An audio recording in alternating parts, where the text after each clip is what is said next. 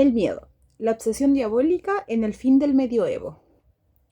Producida por lo que se podría llamar la representación imaginaria colectiva de una sociedad, la figura del mal siempre se relaciona estrechamente con los valores más activos de esta última. También hace falta desenredar la madeja para comprender el sentido. Desde los 4 últimos siglos de la Edad Media, Occidente es ante todo cristiano, lo cual le da a la religión un lugar primordial en la explicación. Sin embargo, la esfera religiosa no está cerrada sobre sí misma. Coincide con los fenómenos políticos, sociales, intelectuales y culturales. La reafirmación de Lucifer no es pues una consecuencia única de las mutaciones religiosas. Ella traduce un movimiento de conjunto de la civilización occidental, una germinación de símbolos poderosos constituyentes de una identidad colectiva nueva, que al mismo tiempo acarrea contradicciones importantes. Europa se dota lentamente de otros factores de unidad aparte del cristianismo dichamente propio, sufriendo las tiranías arrolladoras del medio local que la pulverizan en múltiples entidades políticas y sociales competidoras. El polo unitario es mucho menos aparente que la tendencia centrífuga, sobre todo los siglos XIV y XV, generalmente considerados como periodos de crisis, incluso de otoño en la Edad Media. A pesar de ello, se establecen lazos útiles en lo más recóndito de una sociedad continental que comparte una cantidad creciente de símbolos culturales comunes. La difusión de estas tendencias unificadoras supera en lo sucesivo los ámbitos estrechos de la sociedad eclesiástica o monástica para enraizarse en las ciudades, particularmente en las poderosas como las del norte de Italia. Contaminar las grandes monarquías e invadir el arte y la literatura. Se trata de nuevos modelos de relaciones entre los hombres, expresados a menudo en el lenguaje de la religión y de la cultura, pero fundamentalmente destinados a reforzar las bases sociales. La cuestión del poder constituye el fondo del problema, que se define en términos de institución eclesiástica o de ambiciones principescas. Se inician esfuerzos para reunir las energías y salir así de una situación atomizada o inestable, recurriendo a los modelos prestigiosos del Imperio Romano o de Carlomagno. Sería necesario atribuir a este largo periodo el comienzo del proceso occidental de civilización de las costumbres brillantemente analizadas por Norbert Elias. Estos siglos poseen una coherencia global, que es la de preparar la proyección de Occidente fuera de sí mismo, las cruzadas y el descubrimiento de América. Oscurecidos por las crisis y por las rivalidades internas, los fermentos de maduración se deben buscar en la nueva visión del mundo, del cuerpo humano y de los medios de anudar mejor el hilo de las sociedades, elementos que llegarán a ser los puntos de partida de una civilización occidental conquistadora. Lejos de constituir un hecho aislado, la mutación de la imagen del diablo se inscribe en este cuadro dinámico. Llega a ser el incentivo de evolución, pues forma parte de un sistema unificado de explicación de la existencia que aproxima lentamente las partes emprendedoras de Occidente, oponiéndose cada vez más claramente a través de los siglos del universo masivamente encantado e infinitamente fragmentado, en el cual continúan viviendo las poblaciones agrícolas y las masas. La escultura románica de los siglos XI y XII representa a Satanás bajo diversas formas humanas o animales. Abandona la abstracción teológica para convertirse en el comedor de hombres, el vasallo traidor o la bestia del Apocalipsis de Saint-Sever. No por eso deja de ser un producto de la imaginación de los monjes, como en Saulieu, donde su figura de humano alado con hocico puntiagudo, como el de un oso hormiguero, deriva directamente de una visión aparecida a un monje de Cluny, tal como lo informa Pierre Le Bernabelle. En cuanto a los gigantes de cabeza pequeña y miembros desmesuradamente largos de Autun, provienen de una descripción hecha por Guibert de Nogent. El demonio románico, gestulante y aterrador, inspira miedo en las élites de la fe y trata de imponer su horrible presencia a los simples cristianos que lo divisan sobre una cornisa, pero también lo encuentran bajo apariencias grotescas en las tradiciones populares o en el teatro. Este mensaje confuso se revela con demasiadas alusiones eruditas para realmente hacer sufrir de angustia a pueblos enteros. Por otra parte, el arte gótico del siglo XII relega al diablo a un lugar secundario, humillado por el Cristo majestuoso de los tímpanos de las catedrales, relegado al rol de valedor para destacar aún más la beatitud de los elegidos, en marcha hacia el paraíso. El demonio llega a ser casi humano, simplemente un poco desfigurado, burlón y sarcástico. Este diablo pintoresco, próximo al gusto popular, propenso a burlarse de él, decora los sitios más diversos, se petrifica en las gárgolas, imponentes bajo la mirada de un dios que lo domina y le deja poco espacio para actuar. El diablo vacila, o más bien los hombres que lo imaginan dudan entre la lección grotesca que agrada a muchos y una definición más aterradora surgida de una meditación teológica desarrollada desde Gregorio el Grande.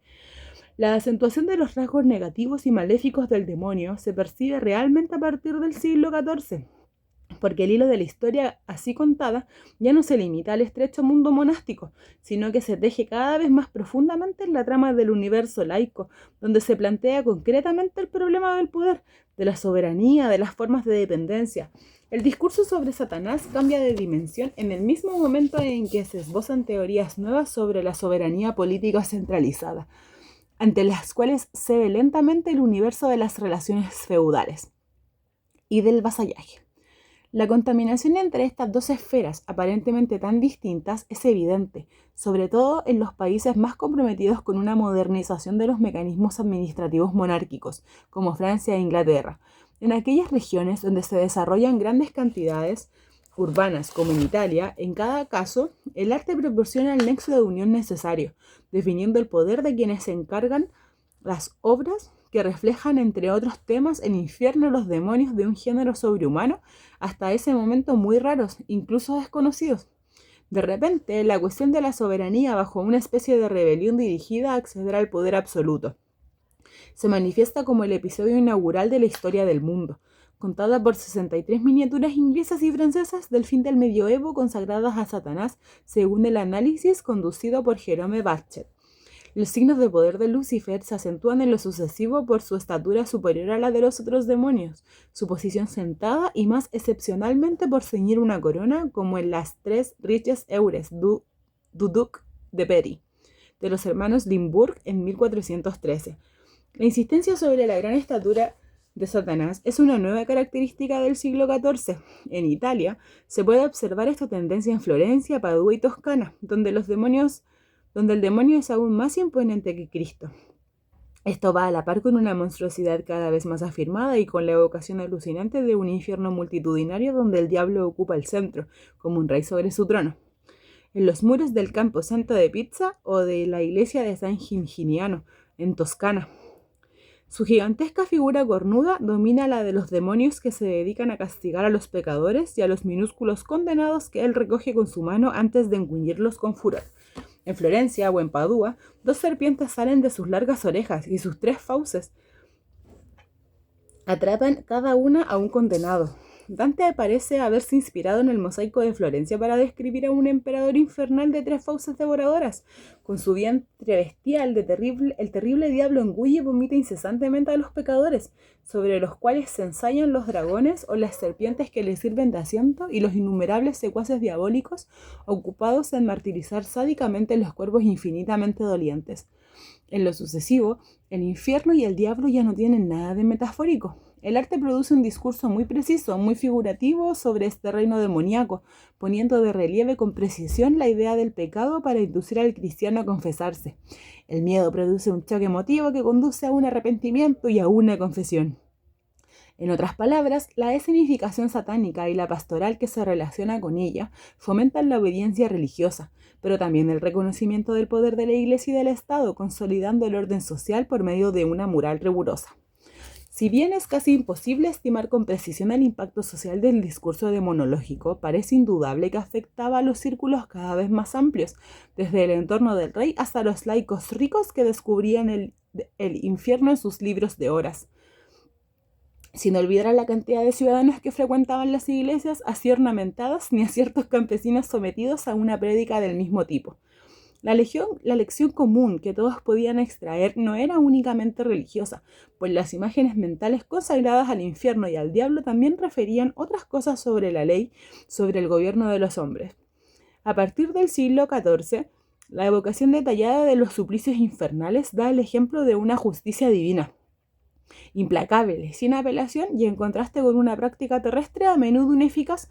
Lenta e insidiosamente, esta invocación habitúa a las poblaciones a pensar que la señal misma de la soberanía reside en el poder de la espada punitiva.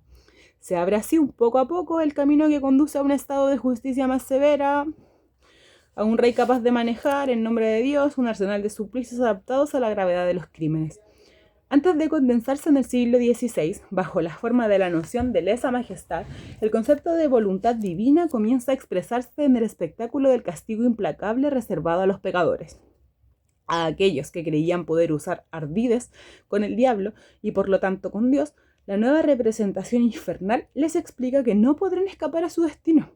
La amenaza se hace más dramática, induciendo a los fieles culpables a intentar redimirse mediante la confesión y la devoción. La acentuación del miedo al infierno y al diablo tiene probablemente como resultado un aumento del poder simbólico de la Iglesia sobre los cristianos más atemorizados por estos mensajes. Jerome Bachet evoca con razón un mecanismo de culpabilización individual más intensa, que no es exactamente un cristianismo del miedo, sino un sentimiento que impulsa al creyente a vencer ese temor, a calmarse siguiendo más que antes los caminos que se le indican.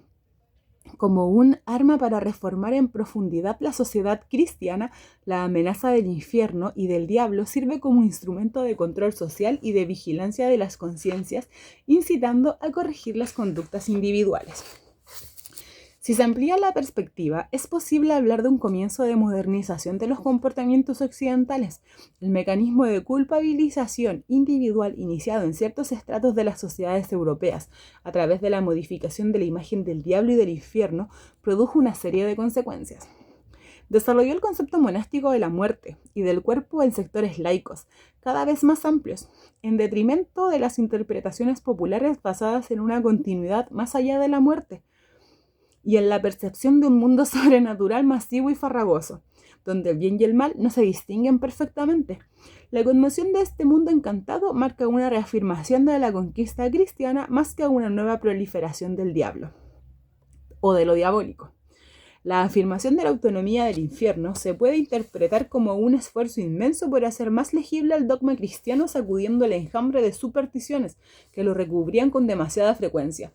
La definición más precisa de la muerte y del otro mundo también permitió aclarar mejor lo que debía ser este mundo, es decir, las relaciones de los hombres con los poderes. Al apartarse de los dioses en beneficio de un Dios cristiano único, instalar a Satanás en un lugar eminente, pero subordinado a la voluntad divina, e insistir en la idea de que los pecadores y los criminales no podían escapar a su castigo justo, la Iglesia contribuía a modelar las características identificatorias de una Europa dinámica, impulsada por una fuerza colectiva relacionada con la culpabilización individual. Este sentimiento produjo una alquimia religiosa, afirma Jerome Bachet, al reorientar las pulsiones destructoras en el seno del ámbito religioso. El sujeto obtiene su perdón con el enunciado de una creencia, la suya, y el reconocimiento del poder, el de la Iglesia y en cierta medida del Estado, que se desliza aquí al calco de su ley. Sin embargo, la interpretación asigna demasiado espacio, en mi opinión, o en la opinión del autor, a la esfera religiosa. Quizás sea más justo hablar del nacimiento de una cultura conquistadora que integra la culpabilización individual de origen moral o religioso en un campo interpretativo global definido por un sentido de superioridad y un deseo de expansión. Europa crea los instrumentos de su futura dominación del mundo al abandonar los excesos del universo encantado, produciendo un modelo social fundamentalmente jerárquico, en torno a un dios aún más poderoso que el terrible Lucifer. Un modelo capaz de adaptarse infinitamente a todas las esferas de la actividad humana, a fin de disminuir el poder de la culpabilización individual y hacer de ella un arma de desarrollo colectivo. El primer eslabón de esta cadena está constituido por el universo del poder laico. En Francia, la monarquía adquiere un carácter sagrado, derivado de las fuentes imperiales romanas, que se basa en una idea de soberanía única, indivisible, inalienable e indescriptible. Prescriptible, que Bodin sistematizará en el siglo XVI. No se trata de la simple superioridad de un individuo sobre un grupo, sino de un concepto nuevo que a partir del año 1200 contribuye a una progresión espectacular del poder real. Desde luego, los sujetos no se someten masivamente a este poder, ni siquiera hacia el final de la Edad Media, y las disputas son numerosas hasta el reinado de Enrique IV, así como las ideas avivan la conciencia política, provocan fascinación e inquietud a los espíritus. Esta evolución de las ideas políticas, esbozada aquí a grandes rasgos, se insinúa paralelamente a la majestad satánica. Ningún contemporáneo parece haber notado la concordancia entre dos esferas tan diametral opuestas por definición. Sin embargo, los fantasmas diabólicos eran producidos por los mismos artistas, que ponían de relieve la autoridad real. Nos sorprende constatar de ellos que se revistan a Satanás de los símbolos emblemáticos del poder terrestre más importantes a sus ojos, añadiendo un simbolismo negativo para desvalorizar el poder del demonio como corresponde. La majestad del amo de los infiernos se afirma sobre todo en el siglo XV. En 1456, el homenaje de Teóslifo al diablo presenta a este último sobre un trono colocado en un estrado, coronado en el cetro con su cetro en la mano, principescamente vestido de blanco y rodeado de consejeros raicamente ataviados. Los rostros demoníacos de los últimos y las patas del animal de Satanás indican, sin embargo, que las apariencias son engañosas. Otras representaciones iconográficas atestiguan la soberanía del príncipe de las tinieblas, también reflejada en el teatro. En Le Mystère de la Pasión de Arnoul Greban de 1450, el rey Lucifer da un mandamiento general a todos los súbditos que obedecen con prontitud. Aparte de la idea clásica según la cual el demonio remenda a Dios o a los hombres, estas imágenes transmiten una noción jerárquica del mundo infernal, calcada de la soberanía real. Por otra parte, del pensamiento político de la época.